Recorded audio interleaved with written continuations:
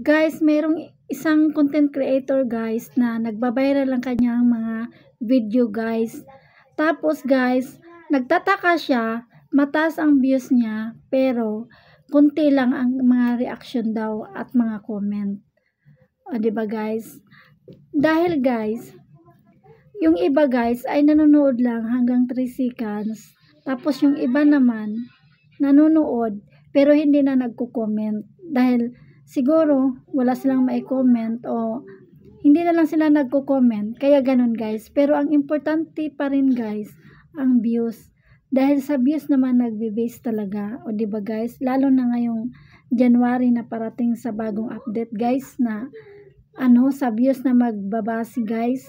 Kaya ang importante talaga ang views guys. Ay, kahit na wala yung guys, maraming reaction, mga comment, okay lang yan guys. Ang importante ay may views.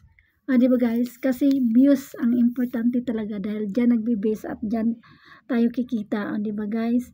Yun lang guys, sana may natutunan at wag na lang yun problemahin o stressin pa. Ang importante may views. Di ba guys?